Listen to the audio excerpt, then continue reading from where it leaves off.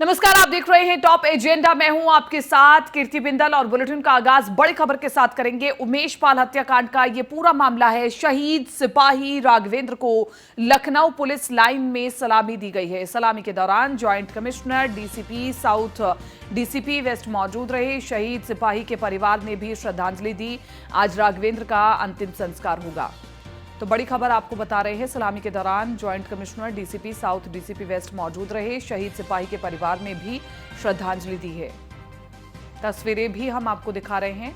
आज राघवेंद्र का अंतिम संस्कार होगा। उमेश पाल हत्याकांड का यह पूरा मामला, और आपको बताएं, पुलिस मुठभेड़ में एक सिपाही घायल हुआ था। शहीद सिपाही राघवेंद्र को लखनऊ पुलिस लाइन में सलामी दी गई है। सलामी के दौरान joint commissioner, DCP south, DCP waste मौजूद रहे हैं और शहीद सिपाही के परिवार ने भी श्रद्धांजलि दी है।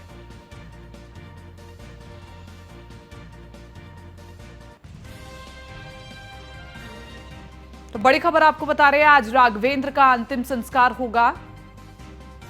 तमाम पुलिस कर्मियों ने सिपाही राघवेंद्र को सलामी दी।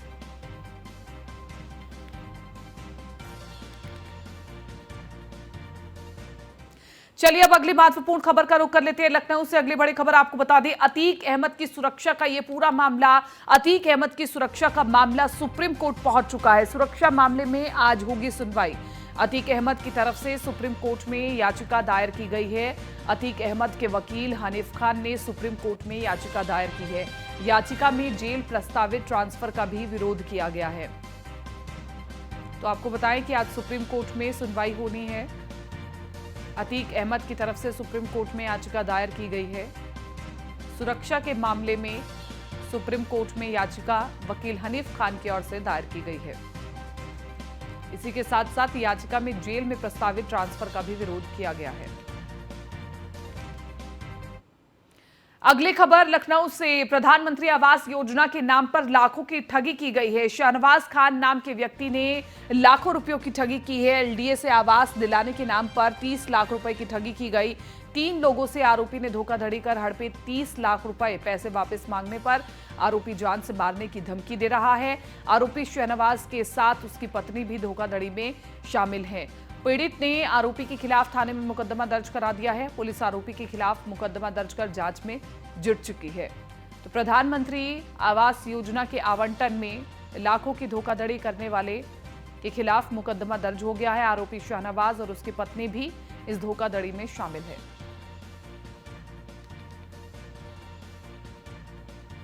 और अगली खबर बलिया से आपको बता रहे हैं, जहां पर बाइक सवार अज्ञात बदमाशों ने जिम से लौट रहे एक युवक को पीछे से गोली मार दी। और यह पूरा मामला सहतवार थाना क्षेत्र के रजौली मार्ग का है, जहां देर शाम अज्ञात बाइक सवार बदमाशों ने युवक को पीछे से गोली मारी। वहीं गोली लगने से युवक घायल हो गया, जिसके बाद आसपास के लोगों ने युवक को अस्पताल में पहुंचाया। जिला अस्पताल में प्राथमिक उपचार के बाद डॉक्टरों ने युवक को ट्रॉमा सेंटर रेफर कर दिया।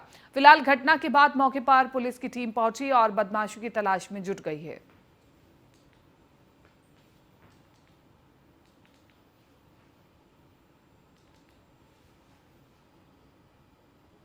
और अब अगली खबर फर्रुखाबाद से, संदिग्ध परिस्थिति में महिला ने फांसी लगाकर की आत्महत्या। महिला का फांसी के फंदे पर लटका मिला शव। मायके वालों ने दहेज न मिलने पर फांसी पर लटकाने का आरोप लगाया है। 5 लाख रुपए दहेज मांगने का आरोप लगाया गया है महिला के मायके वालों ने, और महिला के मायके वालों ने ससुराल वालों के खिलाफ तहरीर भी दी है। थाना नवाबगंज क्षेत्र के पुराना गनीपुर का पूरा मामला है, जहां पर दहेज के नाम पर प्रताड़ित करने का आरोप लगा है। और मायके वालों ने आरोप लगाया है कि महिला को फांसी के फंदे तक पहुंचाया गया। थाना नवाबगंज क्षेत्र के पुराना गनीपुर का पूरा मामला है। संदिग्ध परिस्थिति में महिला ने फांसी लगाकर की आत्महत्या।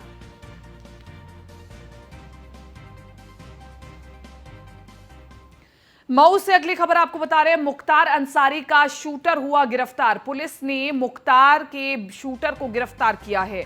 ब्रिजेश सोनकर नाम के व्यक्ति को गिरफ्तार किया गया है। शहर के खटीक टोला मोहल्ले का रहने वाला था शूटर। कोतवाली थाना अंतर्गत से पुलिस ने गिरफ्तार किया है। तो बड़ी खबर आपको बता रहे हैं, मुख्तार अंसारी के शूटर ब्रिजेश सोनकर को गिरफ्तार कर लिया गया है। ब्रिजेश सोनकर नाम के व्यक्ति को गिरफ्तार करने में पुलिस को सफलता हासिल हुई है। शहर के खटीक टोला मोहल्ले का रहने वाला शूटर बताया जा रहा है। कोतवाली थाना अंतर्गत से पुलिस ने गिरफ्तार किया है।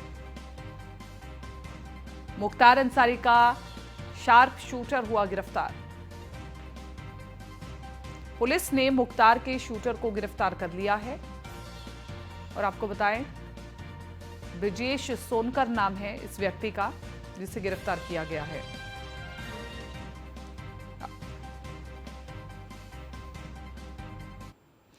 केंद्रीय गृह राज्य मंत्री अजय मिश्र टेनी ने न्यूज वन इंडिया से खास बातचीत की है। इस दौरान उन्होंने कहा कि यूपी में कानून का राज है। योगी सरकार कानून के राज को कायम कर रखा है। साथ ही आगे क्या कुछ कहा उन्होंने आपको सुनवाते हैं। उत्तर प्रदेश की भारतीय जनता पार्टी ने एक संकल्प लिया है कि जो भी अपराधी उत्तर प्रदेश की तरफ देखेगा उसके खिलाफ कड़ी कार्रवाई की जाएगी। प्रयागराज की हुई घटना के बाद हमारे साथ बात करने मौजूद हैं केंद्रीय गृह राज्य मंत्री अजय मिश्र टेनी जी। अजय जी, एक बार फिर से हमने देखा कि उत्तर प्रदेश में बुलडोजर फिर से गिर रहा है, जहाँ विपक्षी पार्टी हमेशा आरोप लगा करती थी और उसके बाद हमने फोटो वायरल देखे, जो अपराधी हैं उनके फोटो किसके साथ वायरल हुए थे। देखिए, ऐसे भारतीय जनता पार्टी की सरकार योगी जी के नेतृत्व में कानून व्यवस्था पर बहुत अच्छा काम कर रही है। जहां पर जिस तरह का कोई भी अपराध होता है, कानून अपना काम बहुत स्पष्टता से और विधिपूर्वक कर रहा है। अजय जी, देखा कि जिस तरीके से खुलेआम इस तरीके से असलहे और बम की गुजारिश की गई थी, तो कहीं ना कहीं दुस्साहस को एक चुनौती दी गई थी उत्तर प्रदेश को। देखिए, कोई भी आपराधिक घटना दुर्भाग्यपूर्ण होती है और प्रत्येक चुनौती से निपटने में उत्तर प्रदेश की भारतीय जनता पार्टी की सरकार सक्षम है। कानून अपना काम बहुत अच्छे तरह से कर रहा है। जो भी अपराधी हैं वो बहुत जल्दी कटघरे के पीछे होंगे और जो भी विधि सम्मत कार्रवाई होगी वो हम करेंगे। बहुत बहुत धन्यवाद। तो ये थे केंद्रीय गृह राज्य मंत्री अजय मिश्र टेनी जी बताया थे कि जो अपराधी होंगे विधिक सम्मत उनके ऊपर कार्रवाई की जाएगी और सबसे पहले उनको जेल के पीछे किया जाएगा। वीडियो शुभम के साथ Manish Mishra, news India. BSP विधायक उमाशंकर सिंह ने महंगाई को लेकर के सरकार पर जमकर निशाना साधा है। उन्होंने कहा है कि बीजेपी सरकारों को महंगाई और गरीबों की चिंता नहीं है, इसलिए रसोई गैस के सिलेंडर के दाम बढ़ा दिए गए हैं। उन्होंने आगे क्या कुछ कहा आपको सुनवाते हैं। इन्होंने 22-23 के बजट में तो सिलेंडर के लिए बजट रखा था, लेकिन दिवाली में सिलेंडर तो दिया नहीं गया, तो उधर से आया जवाब कि नहीं इस बार हम दे रहे हैं। मैंने आग्रह किया कम से कम होली में दे दीजिए, तो मान लीजिए होली में जो सिलेंडर इनको देना है उससे पहले ही उतने का जितना का सिलेंडर देंगे उससे अधिक उसकी प्राइस बढ़ा दिए। तो एक तरफ से घुमा फिरा करके कान को चाहे इधर से पकड़िए चाहे उधर से पकड़िए। मैंने कल इस पर चर्चा किया कि पिछली बार जो आपने ये दर्शाया था कि मुझे इनसे इन विभागों से जैसे सेल टैक्स से जीएसटी से इतनी प्राप्तियां होगी, मैंने बताया कि अभी तक तो पिछली जो आपके प्राप्तियां दिखा करके आपने जो बजट के लिए प्रारूप बनाया था वो बजट तो आपका हर में कोई 30% माइनस में है, कोई 20% कम उनको प्राप्तियां हुई है, और जिसमें 20% 30% कम प्राप्तियां हुई है उसमें इस बार इन्होंने 70% 90% तक और दिखाया कि हम और पहली बार से अधिक प्राप्त कर लेंगे। यानी वो 30% जो माइनस है वो प्लस 50% और, ये कहाँ संभव है। इसलिए यह बजट फिर अपने आप नीचे आ जाएगा, इसलिए दिखाने के लिए है। उमेशपाल हत्याकांड में अतीक और उसके करीबियों पर लगातार एसटीएफ शिकंजा कस रही है। दिल्ली एनसीआर और गाजियाबाद में प्रॉपर्टी तलाश की जा रही है। ग्रेटर नोएडा सेक्टर 36 में अतीक अहमद की एक प्रॉपर्टी का पता लगा है। अतीक अहमद के घर पर ताला लटका हुआ है। अतीक के बेटे ने साल 2015 में इसी मकान में रहकर पढ़ाई की थी। ग्रेटर नोएडा अथॉरिटी से साल 1994 में 90 वर्ग मीटर का भूखंड का आवंटन हुआ था।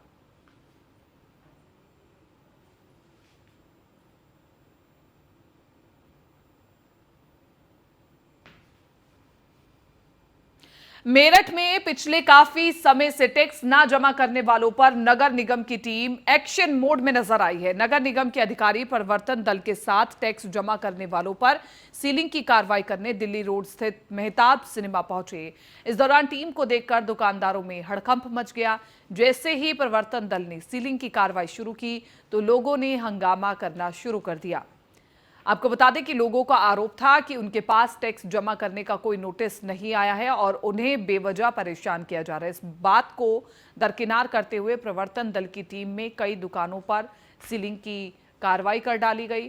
सीलिंग की कार्रवाई से घबराए अन्य दुकानदारों ने मौके पर ही टैक्स की आधी से ज्यादा धनराशि जमा कर दी और बाकी धनराशि के लिए समय मांगा है, जिसके बाद नगर निगम की टीम अन्य दुकानदारों को टैक्स जमा कराने की चेतावनी देकर वापस लौट आई।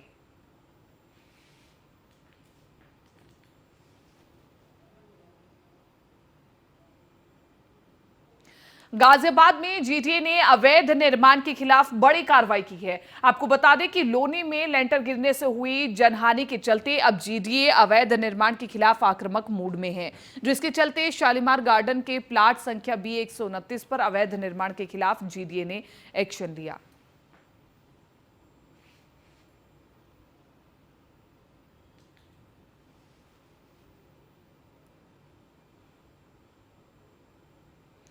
हाथरस में राज्यपाल के दौरे से पहले जिलाधिकारी ने जिला अस्पताल का निरीक्षण किया। आपको बता दें कि जिलाधिकारी के औचक निरीक्षण से स्वास्थ्य कर्मियों में खलबली मच गई और वहीं जिला अस्पताल में गंदगी को लेकर के जिलाधिकारी अर्चना वर्मा ने नाराजगी जताई है। इस दौरान अस्पताल की ओपीडी और परिसर का भी जायजा लिया। वहीं सीएमओ, सीडीओ और सीएमएस भी मौजूद रहे।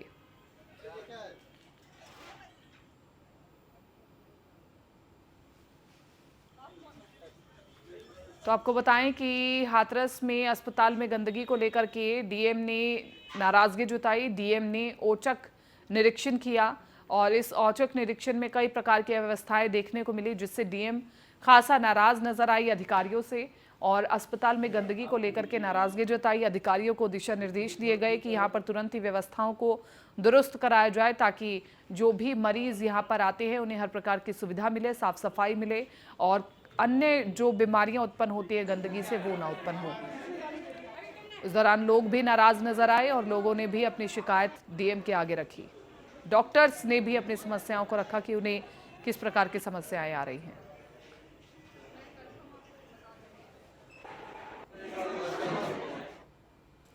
अमरोहा में तेज रफ्तार बाइक का कहर देखने को मिला है। दो बाइकों की आमने सामने जोरदार टक्कर हुई और सड़क हादसे में एक युवक गंभीर रूप से घायल हुआ है। फिलहाल मौके पर पहुंची पुलिस ने दोनों को सरकारी अस्पताल में भर्ती कराया है।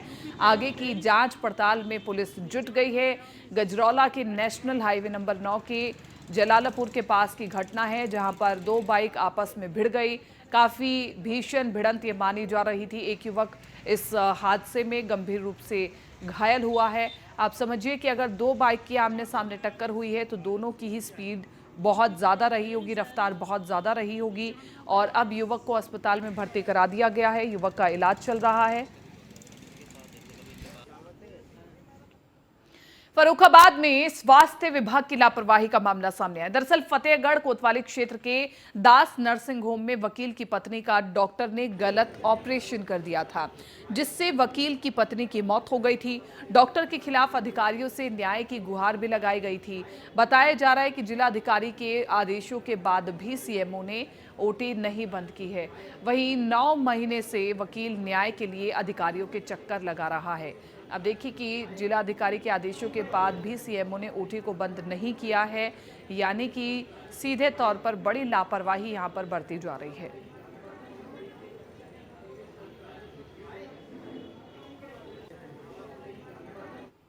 सीतामढ़ी में जिला मुख्यालय के अंबेडकर स्थल पर जिले भर की सेविकाओं और सहायिकाओं ने जमकर बवाल काटा है।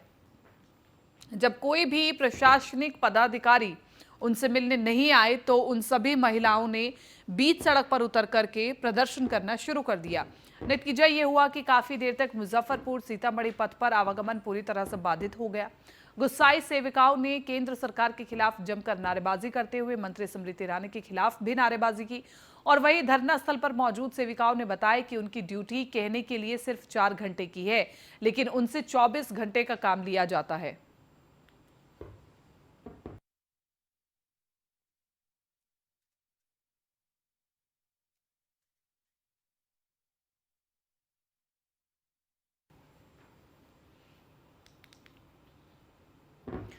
बिहार के रोहतास जिले के कोचस के हरिदासपुर गांव में भारतीय किसान यूनियन नेता राकेश टिकैत पूर्व विधायक शिव पूजन सिंह से मुलाकात कर उनका हाल जाना। इस दौरान उन्होंने किसानों के लिए लड़ाई लड़ने वाले और आंदोलन में जेल जाने वाले किसानों को सम्मानित भी किया। वहीं मीडिया से मुखातिब होते हुए उन्होंने कहा कि देश में एमएसपी गारंटी कानून चाहिए और वही इस साल किसानों के हक के लिए आंदोलन भी करेंगे। जाति और धर्म से हटकर लोगों को किसानों के मुद्दे के लिए आगे आना होगा।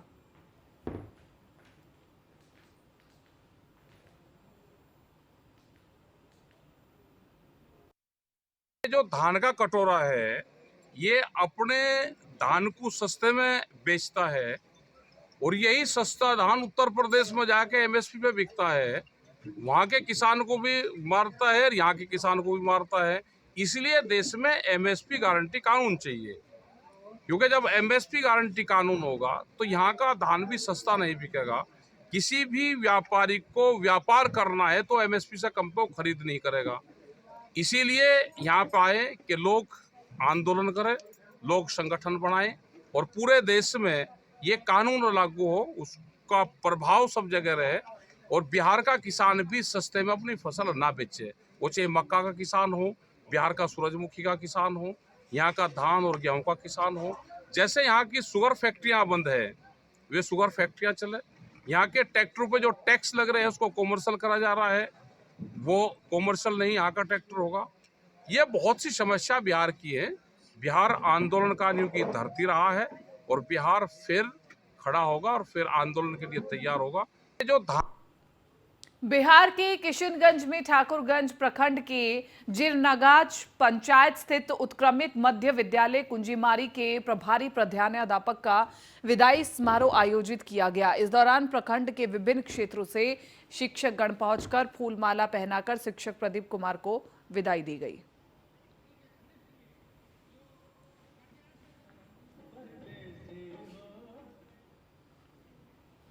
किशनगंज से पूरी खबर आपको बता रहे, जहां पर सेवानिवृत्त शिक्षक की विदाई समारोह को बड़े धूमधाम से आयोजित किया गया। बड़ी संख्या में लोग यहां पर एकत्रित हुए और रिटायर हो रहे शिक्षक को फूल मालाओं से सुसज्जित करके विदाई दी गई।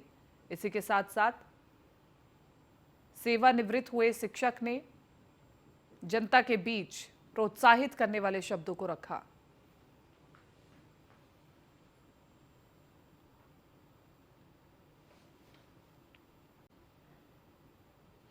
भागलपुर में 21 सूत्रीय मांगों को लेकर के आंगनबाड़ी की सेविका और सहायिका ने समरालय परिसर में सरकार के खिलाफ धरना प्रदर्शन किया। अपनी मांगों को लेकर के जिले के सैकड़ों की संख्या में जिला मुख्यालय पहुंचे सेविका और सहायिका जिलाधिकारी कार्यालय के समीप धरने पर बैठ गई। आपको बता दें कि अपनी मांगों को लेकर के राज्य के सभी जिला मुख्यालय में आंगनबाड़ी कर्मचारी यूनियन के द्वारा धरना प्रदर्शन किया जा रहा है।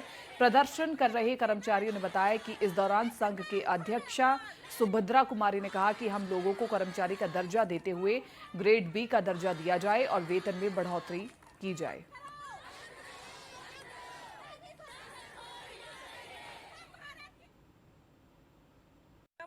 पूरी भारत की सेविका एक समान काम करते हैं, तो अलग अलग राज्यों में जब सभी सेविकाओं को वेतन मानदेय सम्मानजनक मिल रहा है तो हमारे बिहार राज्य में क्यों नहीं? तो इसीलिए आज हम लोग जेल भरो अभियान में पूरे बिहार की सेविका सहायिका हैं। अभी हम भागलपुर जिले की 17 प्रखंड की सेविका सहायिका यहाँ उपस्थित है और आज हम लोग को जेल जाना है तो जाना है। हम लोगों का जो एक सूत्री मांग है कि हम लोगों को सरकारीकरण का दर्जा दिया जाए। जब तक सरकारीकरण का दर्जा नहीं दिया जाता है तब तक सेविका को सी और सहायिका को बी ग्रेड का दर्जा दिया जाए। गाजियाबाद में जीडीए ने अवैध निर्माण के खिलाफ बड़ी कार्रवाई की है। आपको बता दें कि लोनी में लेंटर गिरने से हुई जनहानि के चलते अब जीडीए अवैध निर्माण के खिलाफ आक्रामक मूड में है, जिसके चलते शालीमार गार्डन के प्लाट संख्या B129 पर अवैध निर्माण के खिलाफ जीडीए ने एक्शन लिया है।